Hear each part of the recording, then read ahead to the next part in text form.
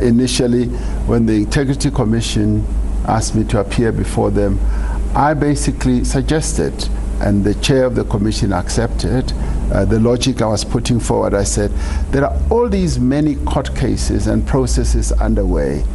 In order for the Integrity Commission to have a full and complete picture, isn't it better that we wait for these other formal processes, and once they are done, we should proceed? And I'm the one who initiated contact with the Integrity Commission, and I said, now that many of these are now complete, maybe this is the time for me to come and explain myself to the Integrity Commission. It's not a question that I was running away. And of course, they are concerned about the delay because it has been a long delay, but the Integrity Commission is an important structure of the ANC, which I respect as president, and it is for that reason that I said yesterday that we must strengthen the Integrity Commission. It is composed of stalwarts of our movement, people with deep experience, but who have no interest of any sort, whether position or financial or any other way. So that is why we have to invest confidence in them and the due respect that they require.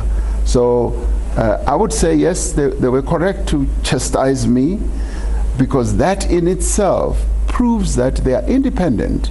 They will not be saying, this is a president, we shouldn't have said that. So I can also be chastised by an independent structure like the Integrity Commission. Well, leadership expert Dr. Mazwe Majola now joins us on the line to unpack the President Cyril Ramaphosa's interview, as well as yesterday's ANC January 8th statement. A very good afternoon to Dr. Majola. Always a pleasure to see you here on SABC News. Thank you. Good afternoon, Flo. Thank you very much. All right, well, the President did deliver the January 8th statement last night. He touched on a number of issues, as he did while sitting down with my colleague Mzwandile Mpeje there.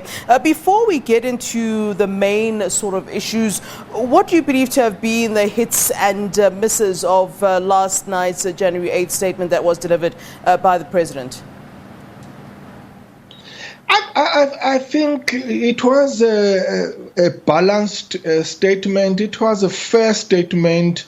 He really did outline and mention most of the priorities that were expected, especially the COVID-19 response, which was I guess the one that was really the first priority, the economic recovery. And all other priorities. There were instances where he admitted some mistakes, which is very important in leadership, because there is no perfect leader under the sun. And what is important is that when there are mistakes, people must, or leaders must accept those leaders and make amends. That is very, very important. So, in a sense, yes, the statement, especially during this time, very, very challenging and difficult times.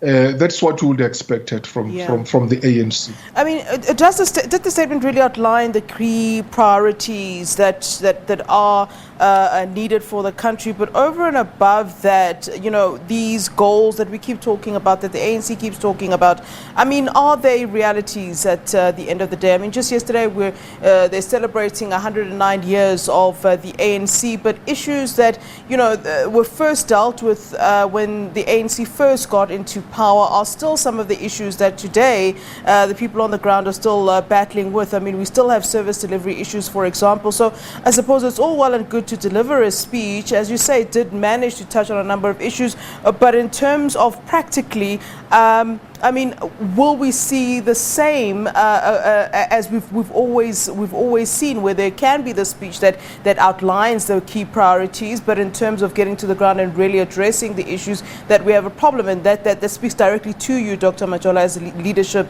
expert, in terms of the leadership of the ANC when it comes to doing what they say they will do. That is the main Achilles heels of the ANC when it comes to execution and comes to implementation and it comes to service delivery. They are very good when it comes to the rhetoric, speeches, policies, programs, but to put that into action, they are always found wanting. So that will be the proof in the eating, that whatever he said, will they be able to put it into action? Because leadership is about action. Leadership is not about talking. You've got to do things. You've got to execute. So in the speech, you found things that they've been saying probably for the last 3-4 years, especially within the ANC, talking about the unity, about the renewal, about the cohesion, about all those things, talking about the people, what they're going to do to the people.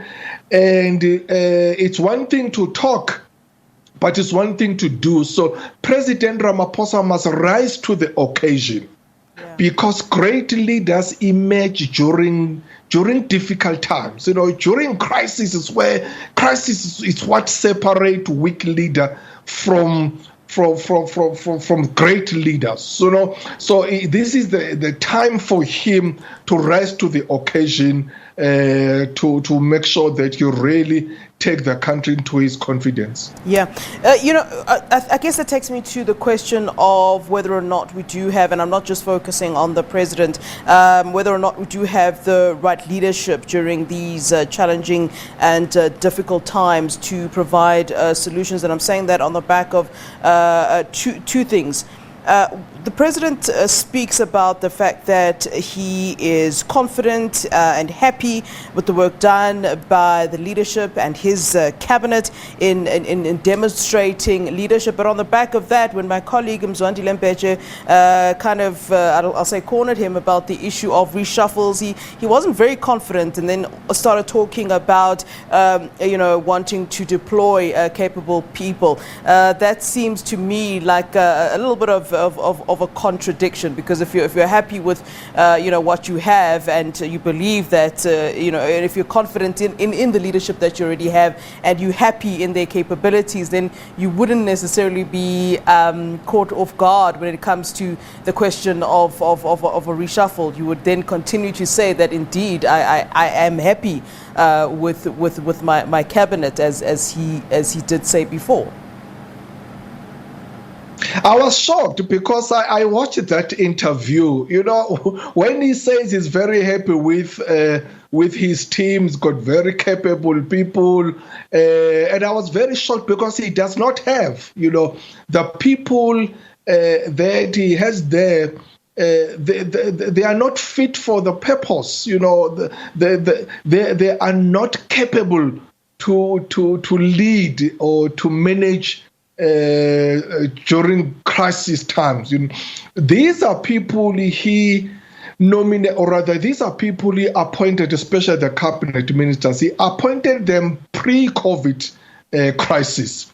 Now we're in a crisis, and Ramaphosa must not be afraid and shy away from taking tough decisions and bold decisions.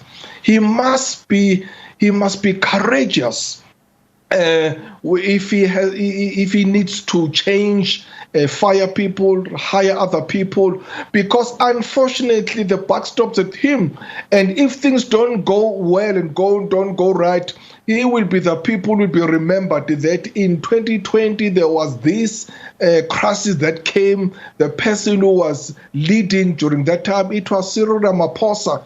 He failed or he did well. So if he's going to nurse people and is not going to make tough decisions, unfortunately that's going to be come back to him. That's going to be self-destructive.